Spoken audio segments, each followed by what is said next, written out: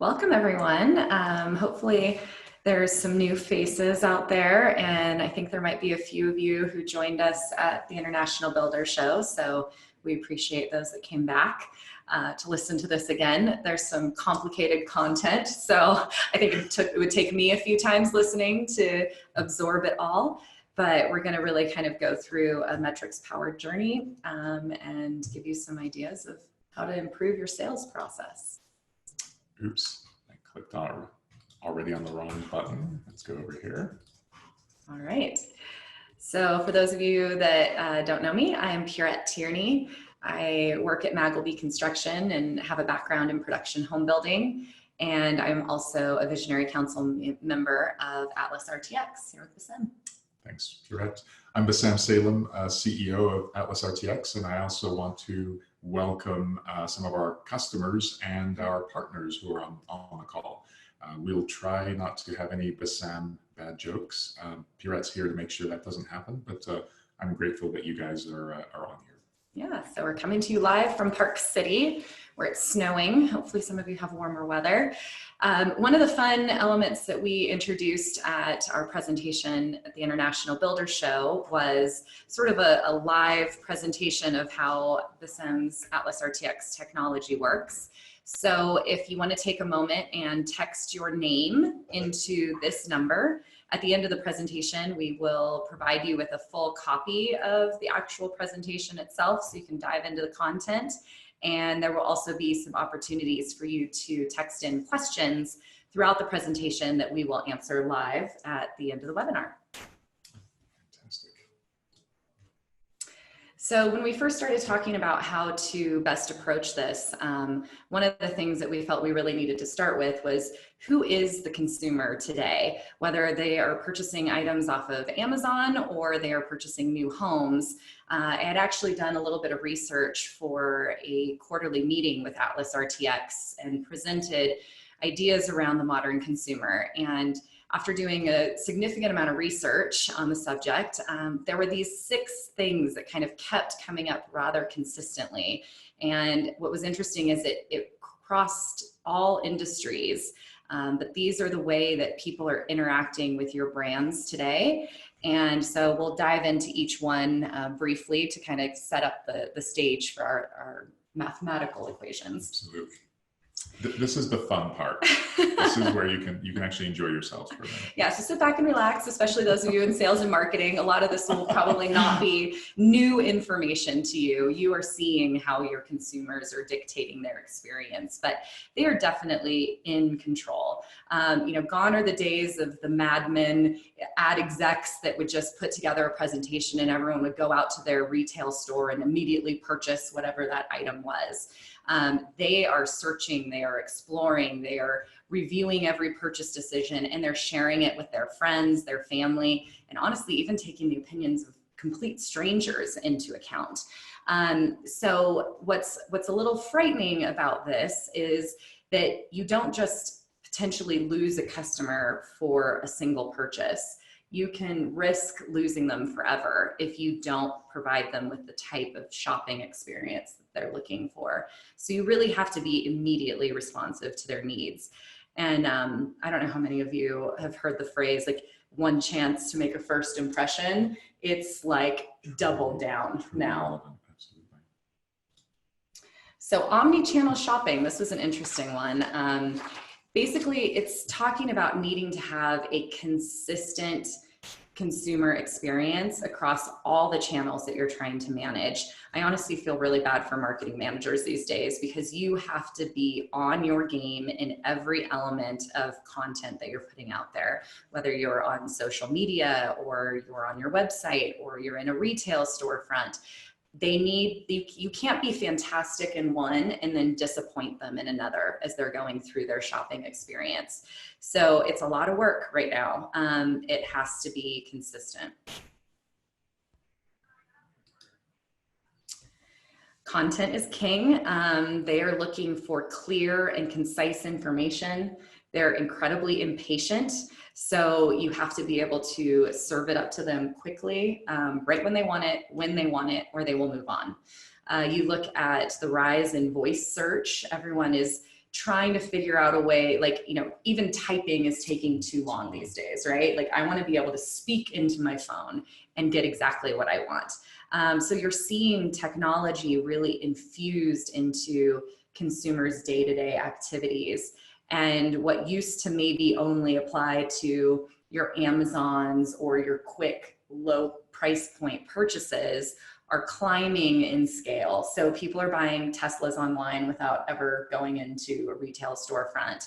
And we are starting to see some of those trends happening with new home sales, where they're doing a significant amount of research and pushing themselves very far down the funnel without stepping into a sales office. And then when they come into the sales office, it's almost just a closing tool.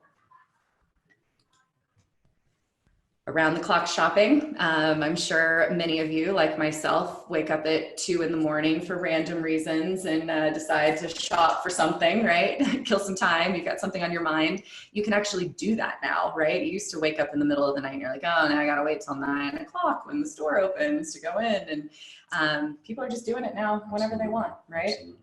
So Bassam just shops for scarves in the middle of the night all the time. My collection is enormous. I actually have to donate some now. We're actually, one of the metrics we'll talk about later, but just to put a finer point on what Pierrette is saying is we're seeing 2/3 of traffic across most of our clients happening overnight and on weekends, which is really amazing. We're engaging brands as consumers more often when it's not the daytime hours. Absolutely. And I think almost with home building, sometimes even more so, it's typically a joint purchase decision. And so, you know, a lot of times, whether it's a husband and wife or a boyfriend and girlfriend or, you know, brother and sister, whatever, they want to converse and evaluate things together. And they can't do that during the day if they're at work or at home or vice versa. Very good point. So the global experience, this is kind of twofold. Honestly, it plays very closely into what we discussed with around the clock shopping. There are people that are not in the United States looking for homes in the United States on very different hours. On top of that, they are wanting to trust a brand and they're much more comfortable in their native language. I experienced this probably the most when I was in the Bay Area with Taylor Morrison.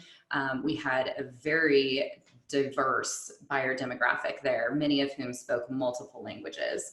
And they definitely trusted a company when there was either a salesperson or someone that could interact with them in their native language. And what's interesting is this isn't just the Bay Area anymore. I've talked to my friends across markets, across the country, and we're seeing more and more, particularly you look at the millennial demographic, they're saying about 50% of millennials in the next 6 years are going to be from a minority or ethnic background. So it's just going to continue to compound, I think, over the coming years.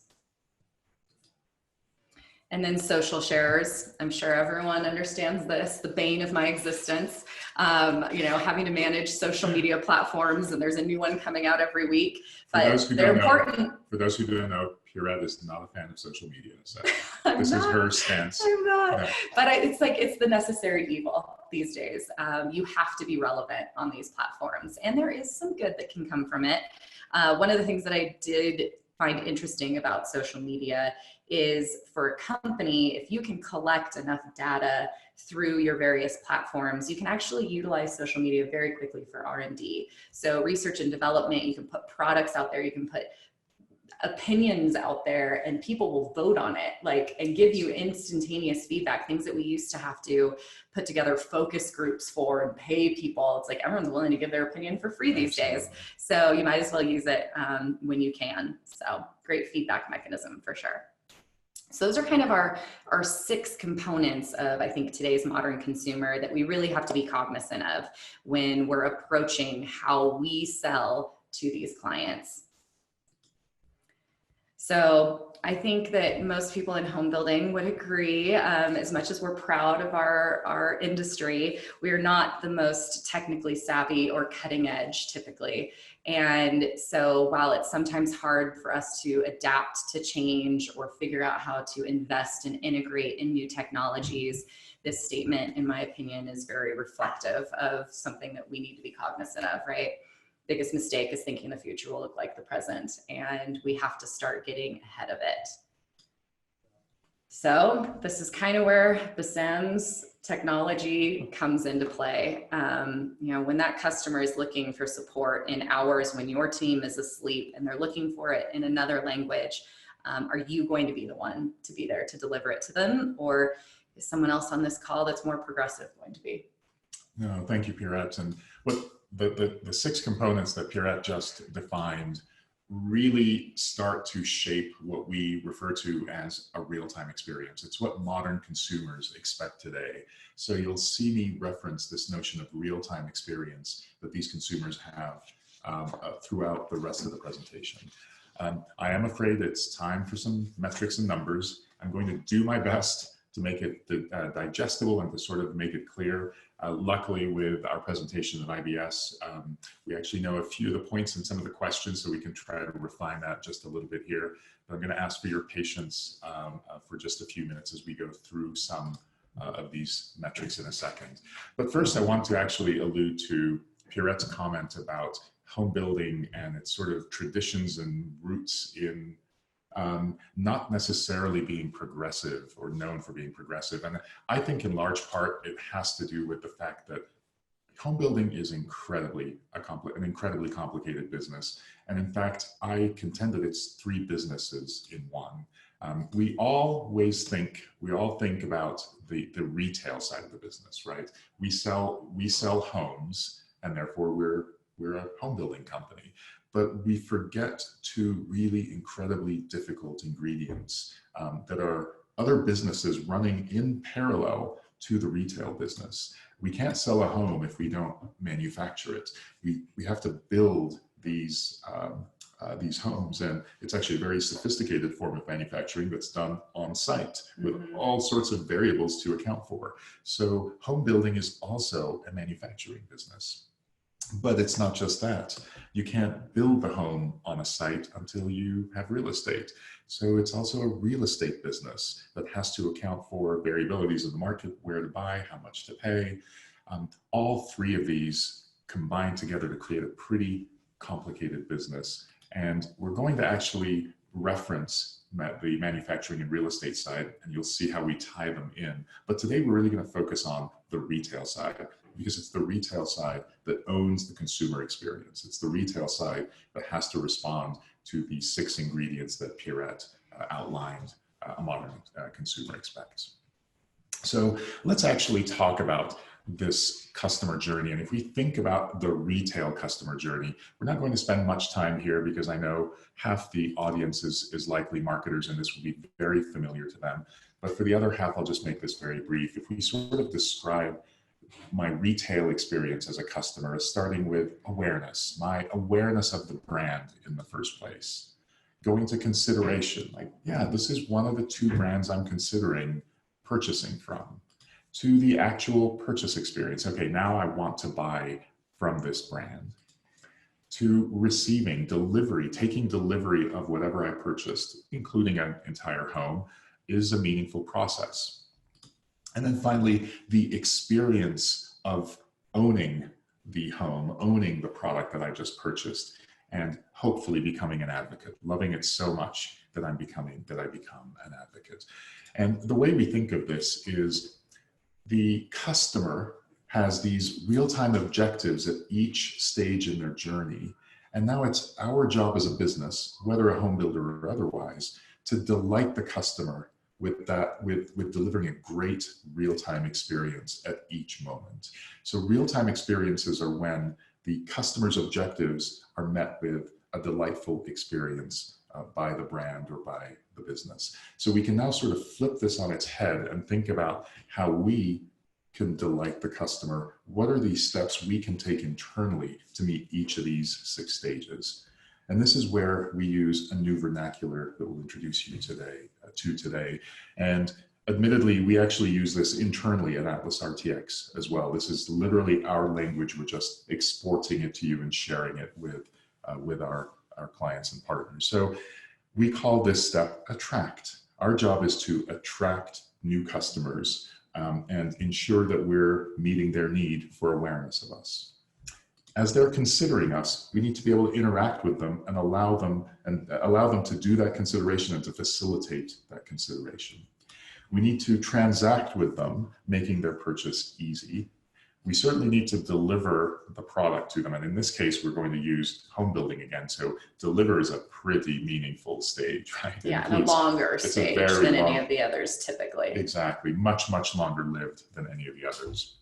Once we've delivered the home, our job now is to delight them, to ensure that the whole experience was delightful, but certainly anything they run into post move-in is still absolutely delightful. And of course, we need this to be a closed loop system where the more we can delight our customers, the more additional customers we will be able to attract. So this vernacular you're now going to see throughout the presentation: attract, interact, transact, deliver, delight. And I described it as a 6-step process. It's a 5-step process. We're going to actually, in a second, talk about 6 metrics and 5 steps where we can measure these particular stages in the customer journey. But it's time for the warning. Everyone grab your coffee. Yes, grab your coffee, wake up a little. Get excited. Get excited. As a reminder, you don't have to take a million notes because we will gladly share this with you.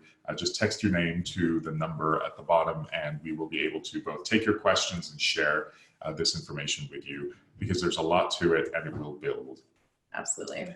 But let's step back and take one step with the math and start with what is called the income statement. And we're not going to do an accounting class, I promise, but we're going to sort of do a mini accounting class 101. And we're going to talk about some of these lines in the income statement. If we look at the top line, which is revenue for a home builder, and this, by the way, if you're a public builder, you can get this anywhere because it's public information. If you're a private builder, you can talk to your CFO and get access to this information. But let's deconstruct it by thinking of it this way. If we think about the 100% from revenue as for every $100 of homes sold. So for every $100 of homes sold, that way this works for an enormous builder or a small custom builder, the same approach would work. We have something called cost of sales, and this is a bit of a misnomer because you think, okay, cost of sales, that's how much we spend on sales. It's not the case. Cost of sales is actually the cost of the land and construction side. It's the cost, the hard cost that we've put into the product before we sell it. So essentially this $81 on every $81 on every $100 accounts for the cost of the manufacturing and real estate sides of the house, the other 2 portions of the triad. So this, by the way, is data from NAHB. It is maybe 18 months old or so, but it's an average of all home builders. So this is probably not far off from what your business looks like if you're a home builder. Some of you might be a little higher, some of you might be a little lower. But I wanted to give you some context here. Out of every $100 of homes sold, we're spending $81 on the land and construction side. Just to get the product, basically. Just to get the product, That's exactly. before you put in anything else. Exactly. Which then really gives us this very important notion called gross profit. $19 out of that 100. For the retail side of the house, this $19 is essentially the revenue. This $19 is really what we have to play with to optimize for our experience here. And what's interesting is we typically don't think of it this way. We'll see in a second how we're typically focused on this portion, which is what's called the operating expense. This is where marketing, sales, finance, general and administrative, owner compensation, everything else. This is what we typically think of as the business and the expenses associated with the business. This is where cost of true sales and marketing goes. We're always focused on those $11 out of the 19. But hopefully you guys can see how it's 11 out of the 19, not 11 out of the 100. And what if instead of focusing on the 11, which is the cost of marketing and sales, admittedly, marketing and sales is not all 11. What if we focused on the green? what if we focused on the return on marketing and sales? That is, how can we rethink how we normally do marketing and sales costs and think about return? And this, as some of you marketers will be able to tell very quickly, sort of flips on its head a lot of the metrics that you're used to seeing. And we'll go through that in just a second. So let's step back and now reference the 654 that I mentioned. I'm going to introduce you to 6 what we call fundamental metrics. These are things that you should know today. You'll be able to gather these. If you know only 3 or 4 of them, get the other 2 or 3. But these are very fundamental metrics that you have to start with in order to start deriving the 5 optimization metrics. And you're going to hopefully see the difference between a fundamental metric being just something you observe and an optimization metric being something you can optimize. The 5 optimization metrics are going to be key for us because they're going to allow us to optimize the 5 functional areas that we identified earlier. And then we'll talk about what the KPIs are. We're going to introduce you to 4 of them. So prepare yourselves. This is the slide. I will try not to put myself to sleep, but here we go. So let's start with 3 fundamental metrics. All of you, I suspect, know off the top of your heads if you're a marketer. And those are fundamental metric number 2, which is leads, number 3, prospects, and number 4, buyers. And let's quickly define them. Yeah, I was going to say, one of the questions that we got at the International Builder Show, I think a lot of public builders speak in these terms, but maybe not everybody. So, your leads are people who have come into what you would consider kind of your in-house team. They've provided you with their contact information. A lot of these are being funneled to like an internet home consultant, or there's other names for it, but somebody who's gathering those leads and then trying to disperse them out to your sales offices. Exactly. Once they've walked into a sales office, a physical model home or sales trailer, they then transition to a prospect. There's someone who has physically met with you in person. And then, of course, those prospects hopefully write a contract and become a buyer. Exactly. Thank you, Pierrette, for getting some context there. And these are the 3 metrics that hopefully everybody knows almost off the top of your heads. What I'd like to introduce are a few more that may not be quite as self-evident or as monitored. The first is what we call visitors. Visitors are easy to think about from a website perspective. Mm-hmm. It's how many people have come to your website, how many people have engaged your digital channels, how many people have visited your social media presence. A visitor is someone who could be a lead if only you knew their identity. Right. So they're anonymous as a visitor, but as Pierrette said, as soon as they've engaged you enough to give you their contact information, they become a lead. So visitor is fundamental metric number 1. How many do we have in a period in aggregate? Number 5 is something we don't talk about often, especially on the marketing side, and that is, what is the average price of the product we're selling, in this case, a home.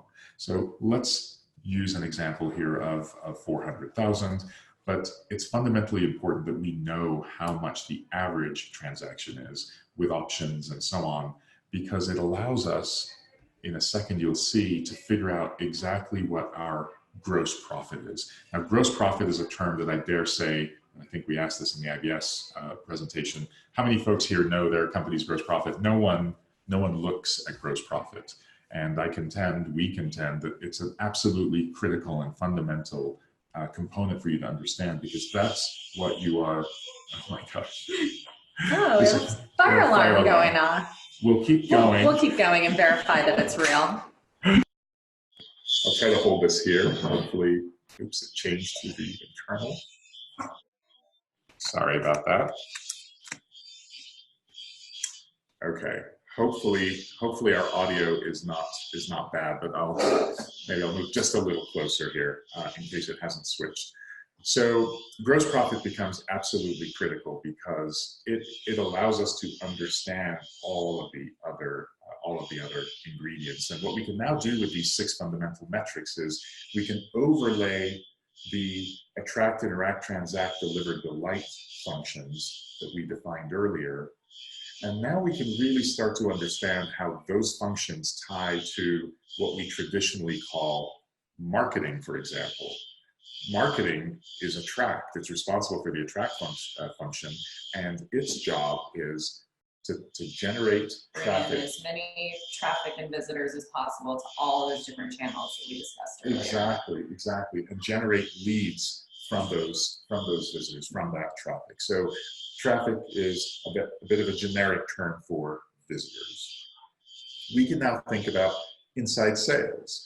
Inside sales, sometimes known as online sales or internet sales, or your inside sales team, it's responsible for the interact function, helping with the consideration and helping take the lead, answering their questions, nurturing them, and getting them to seriously consider the product by showing up at the model Setting an home. appointment, getting them out to the model homes. Exactly. And actually, Pierrette points out a very good point. In home building, without an appointment held, you're not really a prospect. Transact shouldn't surprise us. This is field sales. This is community sales managers. This is our sales team, whose job it is to work with the prospects and transact with them and get them to become buyers by signing a contract. Land and construction, many terms for that for those organizations, but their job are to take those buyers who just have a contract and turn them into owners who've received delivery of their homes. And finally, customer service, post, move-in. Their job, their function is how can we delight owners so much that they become advocates. It's so hard to do this with the yeah, I know. That's okay. You're doing great. Doing great. Flashing lights, but we'll keep going. I hope it's not overpowering the audio. I'm actually, just to make sure, I'm going to make sure that we're using the, pardon this for just a second, we're going to make sure that we're using the right microphone.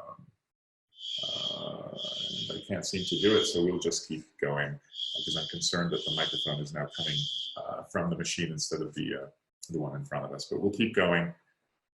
No, it stopped. Perfect. Because we're getting into the hard part. Because this is the really hard part. That's true. You thought we were done. We're not done. Oh my gosh, we're not done. So now we talk about 5 optimization metrics, because now we can look at the 100,000 visitors and the 300 leads and the 75 prospects and the 15 buyers at $400,000 in a price, and we will be able to mathematically figure out how efficiently are we marketing, how efficiently are we attracting. In this case, lead conversion is the measure of marketing's effectiveness. It's 0.3%. is a measure of the fact that we generated 300 leads from 100,000 visitors in marketing. Prospect conversion is a measure of how inside sales is effectively performing its function, because inside sales is getting those 300 leads and now generating 75 prospects out of them for a prospect conversion of 25%. The same continues to follow.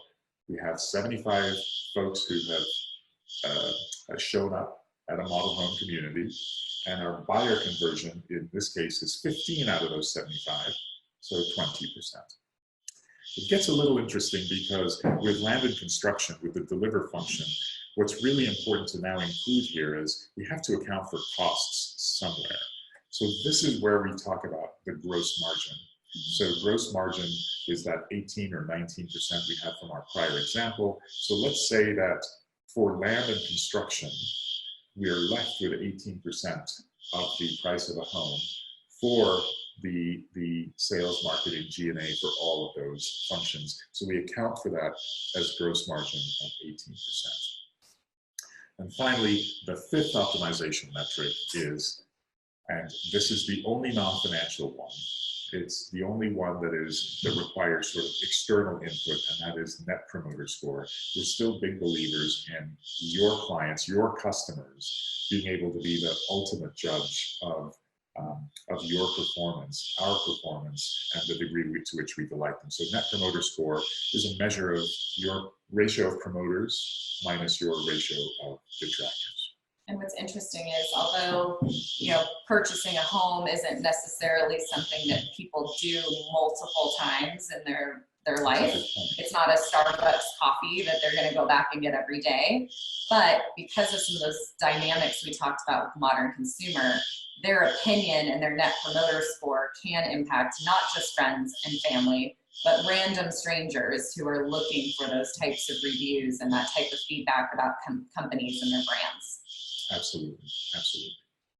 So what's really cool, and this is what gets me jazzed up as a computer math guy, is if you multiply these numbers out, these optimization metrics with the fundamental metrics, you actually get the answer.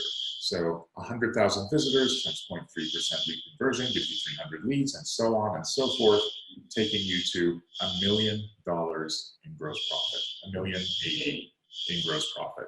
So it all mathematically works, which makes me so excited because we can now. That's why Bassam did this slide and not me, because the math probably wouldn't have worked. Well, and the bills. Are you? I think this might have more bills than any other slide I've ever built. But we can now start to go backwards and now think about the gross profit per unit of performance. So what I mean by that is we can now say we made $1,080,000 in gross profit across 15 buyers. We now know that every buyer is worth 72K in gross profit, 72K in gross profit. And when I asked the IBS audience how many of them were surprised by that number, not many were. I think that seems about right. Some were, some weren't. But 72,000 is essentially the opportunity, the value of the buyer. Each of those buyers, exactly, right? Exactly. But what almost the entire audience was surprised by is now we work this backwards, and we can ask ourselves, well, if every buyer is worth 72,000 and we know how many prospects it took to generate those buyers, we can now actually attribute a value, a gross profit value to a prospect. So what this would mean with these numbers, and mind you, these numbers are not far off from averages, is every single prospect who shows up at your model home is worth $14,400 in gross profit, which is really incredible. I think that surprised most of our audience, as did pulling this back and telling you, oh my gosh, did you know that every lead is therefore worth every prospect. Oh, sorry, lead, yes, yeah. Every lead is worth $3,600. Every single lead is worth $3,600. And Pierrette is right. Things are a little shifted because we're going backwards. Right. So it's under the prospect, but in this case, we divided by the number of leads. And each lead, every person with contact information is worth 3.6K in gross profit, which then allows you to work your way backwards, and say every visitor to your site or to your presence is worth in excess of $10. Again, in this particular example. Right. It's sort of crazy, and it sort of flips on its head what we normally do in marketing and sales. Right, it completely deconstructs the process to give them a value versus a cost. And most marketers and sales teams speak of it in cost per customer, cost per visitor. Exactly. So this is a fun way to bring it to your executive team and pitch some budget dollars, exactly, right? Exactly. Now today, we could really put you to sleep and go through every one of those stages, but we can't and we won't. So we're going to focus on just one stage, the marketing stage, the attract stage. And what we're going to do there is sort of deconstruct that. Marketing, remember, is taking visitors and going to leads, and we'll talk about how we can optimize that component of the customer journey. And again, as I reiterated, we will gladly share this with you. In fact, we will gladly share a business performance worksheet like this that will allow you to put in your fundamental metrics and find out what your optimization metrics are and what your KPIs are. So it will calculate all of this for you. Exactly. Everything shown there in the gray is probably something that either between your marketing manager and your sales VP and your finance team, you should be able to plug all of those in for your particular business. The visitors is sometimes a little bit more challenging. I think the easiest spot to get visitors would be your website and just use your web analytics for visitors, but then everything else should be feeding into various sales reports and operating reports. Exactly. Thank you, Pierrette. So let's talk about marketing, and let's talk about addressing the awareness objective that our customers have. And what we're going to be doing then is optimizing a particular optimization metric, and that's lead conversion. And the message here, the message today in general is it's incredible how small improvements can have such big returns. And that's what we're going to leave you with today at the end of this. But I'd really like you to sort of keep that at top of mind as you think through this, this process. Now, we could cover phone, but phone is all but dead. Email is not quite dead, but dying a very quick death in terms of usage and volume. Phone answer rates now are under 5%. Email open rates are now barely double digits. And form fills are something we're sort of using from a legacy perspective. I want to focus on something that will be sort of self-evident around what AI can do to a process, and that is live chat. So let's take a live chat example. I'm going to try to speed up here to keep things moving. Just looking at the clock. I know, and I'm doing my best to ignore a fire alarm that's going. So we have our 100,000 visitors and 300 leads from the example before. We have our 3,600 gross profit per lead. And therefore, we can multiply that out and still have our 1,000,080 in terms of gross profit, which, by the way, can allow us to work back and say that's $10.80 per visitor. So this is our situation from before, just deconstructed here. Now our job is to figure out how can we optimize going from visitors to leads. And let's deconstruct this for live chat, although we could do exactly this for any other channel as well.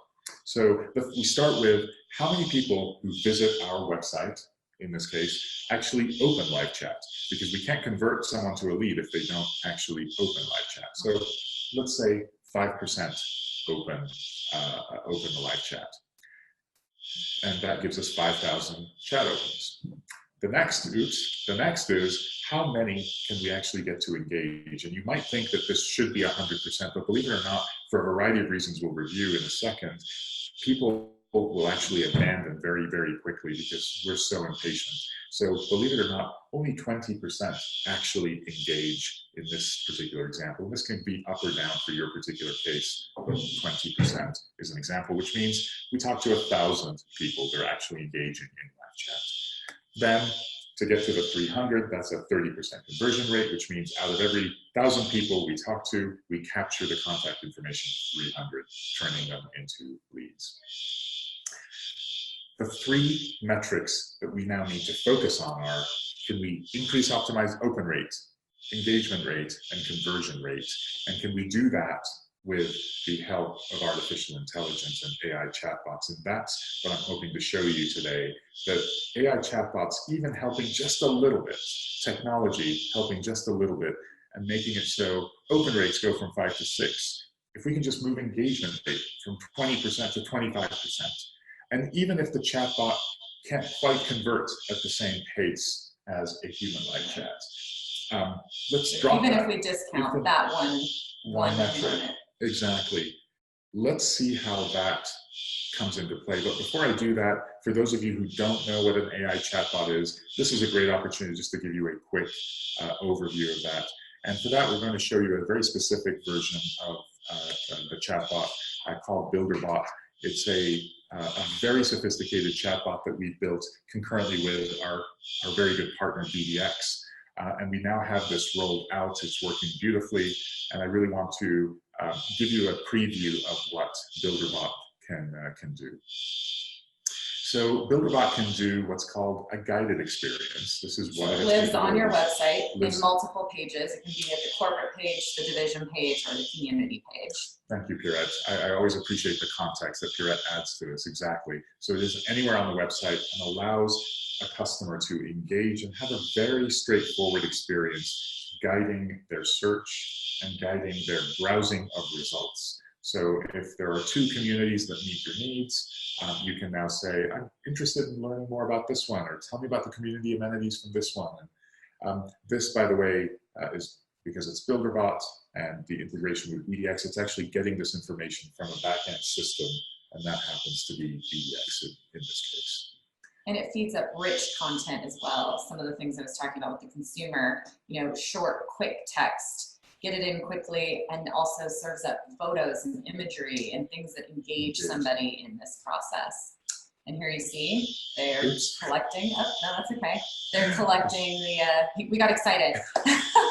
We got really excited because it's objective ultimately. Sorry about that.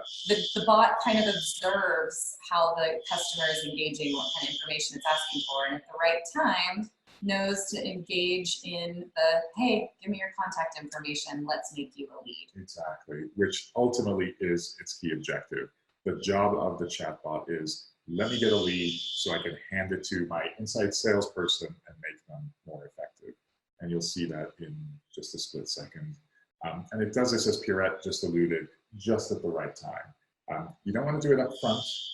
You don't want to do it too late. You don't want to scare them away. And you don't want to wait so long that they have already gotten all their questions answered and move on, but just at the right moment, automating that lead capture process.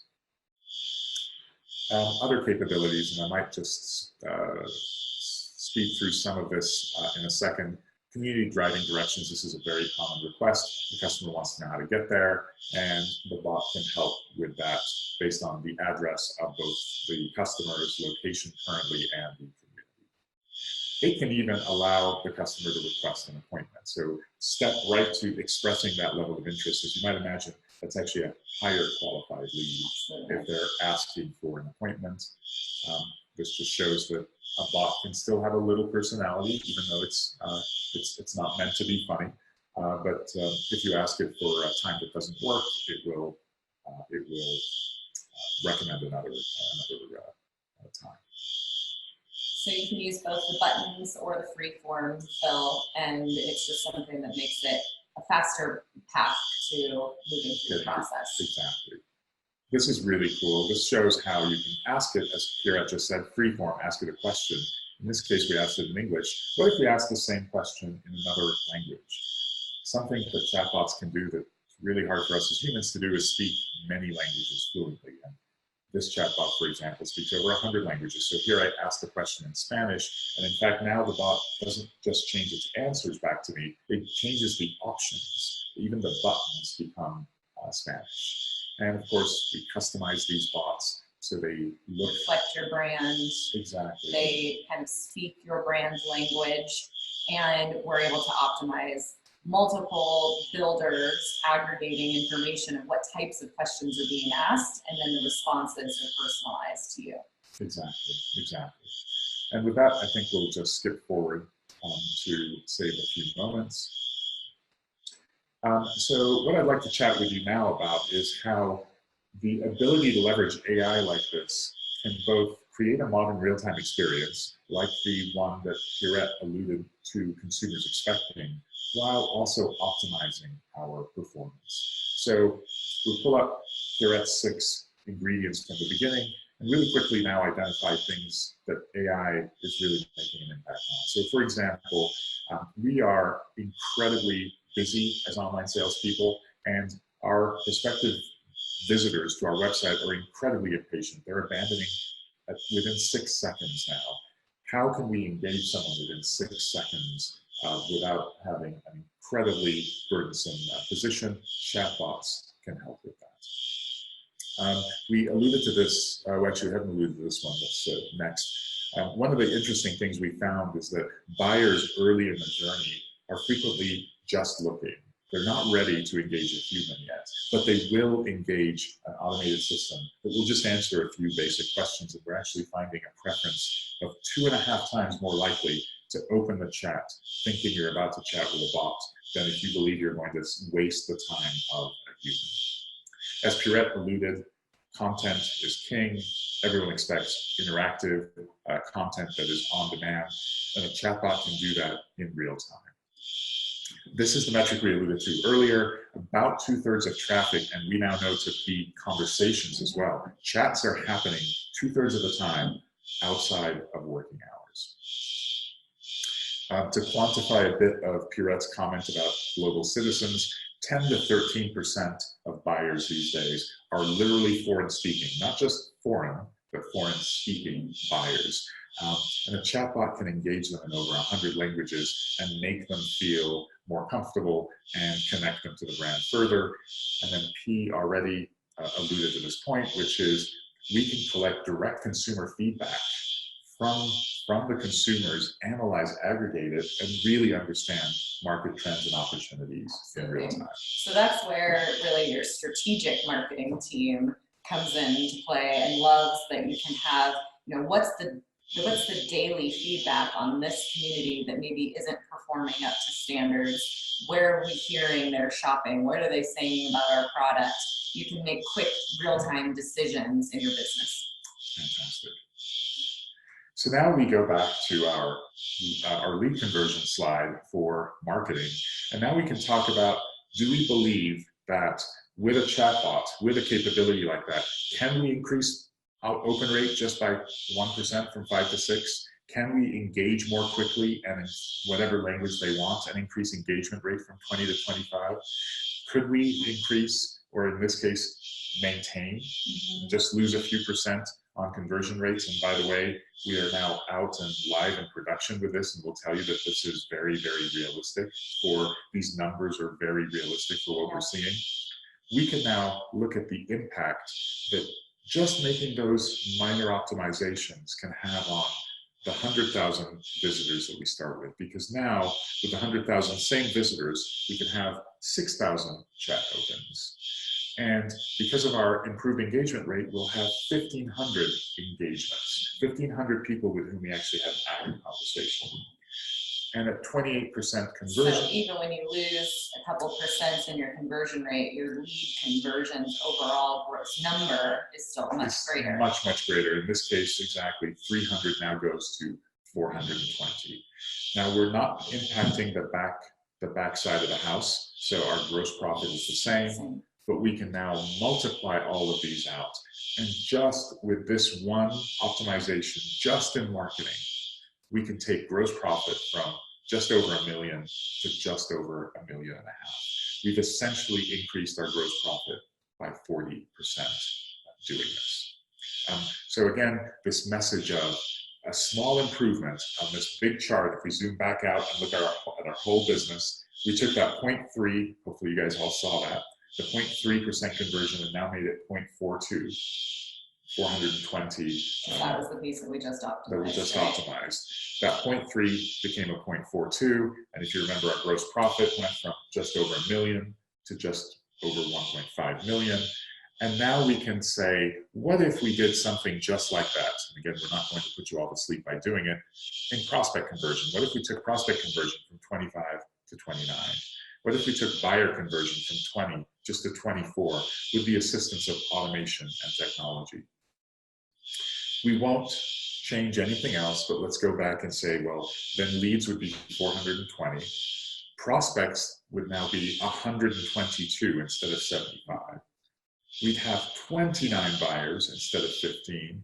And at the same gross margin, we would now, the same gross margin rate, we would now have a gross profit of 2.1 million, almost doubling what we had initially. So very, very minor changes, very minor attenuations really makes a big difference. And now we can work our way backwards and say, how are we impacting the KPIs? Well, we didn't change our gross margin, so our gross profit is still 72,000 per buyer. But now see what happens to the value of each prospect. Suddenly, each prospect is now worth over $17,000. Each lead is now worth over $5,000. And now every visitor to our website is worth over $20. And the contention is, if you can make every visitor worth 20 bucks in gross profit, is it worth driving more traffic to your website now, as opposed to when every visitor is worth 5 bucks? So the premise here is, let's make the outcome so much better so our expenses can now justify that return. And that really, again, is the theme of this that we will leave you with today. And by the way, this theme is core to us at AtlasRTX. We call it best today, better tomorrow. We do the best we can every day, but we just improve in little ways, incrementally, every day. And with that, we'd love to go to live Q&A. So please do text your questions in. I think we have some questions that have already come in, but we'll go from there. We do. So see, this is the one time where we tell you, use your cell phone during a webinar. Like, pick it up. Don't hide it in your pocket or under the desk like all of you are doing. So first question, where are all the number of visitors coming from in your equation? Is visitors webpage, walk-ins, all together? So it's, yeah. Very, very good question. So let's start with a differentiation between a walk-in prospective buyer. We would count under the prospect. So yes, they would have been a visitor earlier because for them to walk in, they were aware of our brand in some way. Now, they may have been aware of our brand just through a sign that we have outside, but the best place to get visitors is going to be your website and your social media impressions. So how many people are visiting your digital landing pages? That is usually you would want to count, like if they were to take the metrics spreadsheet that we're going to provide and plug in their own business numbers, yes. The visitors number should be unique visitors to your website, right? So not somebody like if I came in one day and I came in another day and I came in another day, that's somebody, you count that person once. Very, very good point. If you're using Google Analytics, the number you would plug in there would be users, unique users. And if you're using Omniture, it would be called a visitor. And mind you, if you're sort of worried about what about the incremental other sources, odds are the vast majority of your visitors are coming through those two channels. So that alone is going to be a good enough estimate. Right. Or even if they are maybe finding you somewhere else, chances are they're visiting your website through that interaction. So question number 2, in the worksheet, you have the sales price at $400,000. I sell homes in that price range. Do I need to use the average or does the sheet need modifications? No, that sheet actually would allow you to put your actual sales. Yeah, price. and I think you know, depending on how detailed you want to get, most people would probably look at this for their global business. So you'd put the total number of visitors coming into your division's website, and then you would put your division's average sales price across all your communities and product lines is probably the cleanest way to handle it. Yes, thank you for clarifying that. I misunderstood the question. Exactly. Let's see, next, do you disclose that the consumer is talking with a chatbot versus a real human? Yes, absolutely. So a few years ago, we would do that just out of ethical reasons. You don't want to cheat your consumer. We want to be authentic. Nowadays, we do it not just for that, but because there is a meaningful preference. If you're visiting a website at 2 in the morning, you are 2.5 times more likely to click chat if you think you're about to chat with a bot than if you think you're going to bother a human. So we actually want to loudly and clearly say, this is a system. It's not as smart as a human, but it can help you now very quickly get your contact info and have a human engage you at the right time. Absolutely. We've actually, changed out even the little image of, like, it's not a picture of Bassam or a picture of Pierrette, it's a picture of a bot. Very good point. And the thing that's interesting too, depending on how it's set up for your system, but if a human is going to jump in to the chat, then it would disclose that it's a human based on the photo icon changing. Yeah, so in use cases, exactly. Certain in use cases where the human should be involved. So for example, our philosophy is once you've visited a model home or once you've talked to a live human, we probably want to connect you more with the human than with the machine. And in those cases, Pierrette's absolutely right. They jump in and the system immediately announces that a human is there. Yes. Yeah. Let's see. Your video showed the chatbot speaking in another language. Does that text come through in Spanish to the salesperson, or do they see it translated back in English? Really good question. That's, again, one of the cool things about artificial intelligence is the chatbot can actually serve as the translator for the salesperson. So all of the data ends up being stored in English in the database as well as being communicated to the live salesperson. Yeah. And I think what works really well with language translation in these types of scenarios is it's not trying to translate paragraphs of text it's a very conversational engagement, and so the language actually works quite well. I'm sure many people have, you know, tried to translate encyclopedia type through Google or things, and it's terrible, right? But in this case, it's very clean and very clear. Yes, and we, again, one of the great things is we've had this now in operation for years, so we see exactly what Pierrette's alluding to. We speak in fragments when we are conversational via text or on a live chat.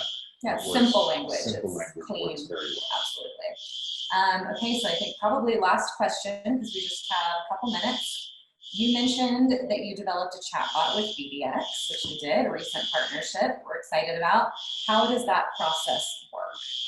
So what's really, really fantastic about BuilderBot, which is the BDX AtlasRTX collaboration, is we don't have to spend time teaching the bot about the inventory of homes and floor plans and sizes and prices that a builder has, because if that information is already in BDX listings, BuilderBot just wakes up and goes, okay, I've got it. I know what all of your communities are, where they are, how much they are, and so on. What's even cooler than that is once the chatbot, whose job it is to capture the lead and give it to the inside salesperson so they can now confirm the appointment and make sure they show up and answer any final questions, that can also flow through the existing BDX Live feed into your CRM system, whether it's proprietary or off-the-shelf product. Yeah. So it's a two-way communication system communication. Where, you know, you as the builder don't need to do a ton of extra work to initiate BuilderBot. Exactly. It's just feeding off of the information we've already input. And then conversely, the leads filter right back into your CRM through your existing BDX feed. So if you're already a BDX Live customer, it makes it very, very seamless. Exactly. And BuilderBot is constantly getting smarter. Again, we are not. You got to reference Baby Yoda. Yes, exactly. when you start up with a bot, when we first roll out a bot, it's a Baby Yoda bot. It's very basic and it's trying to get smarter and smarter, and we work it through its teen years and eventually a Master Yoda bot. One of the great things about BuilderBot is it's now been in the market for months. It's already got that training, and it will continue to get smarter month in and month out. And as soon as you implement BuilderBot, you get the latest version of what the aggregate has accumulated, right? Exactly. I think that's about it. We're 1 minute out. Right, not bad. So thank you very much for joining us. Our contact information is up on the screen, and we look forward to engaging with all of you and sending you this presentation.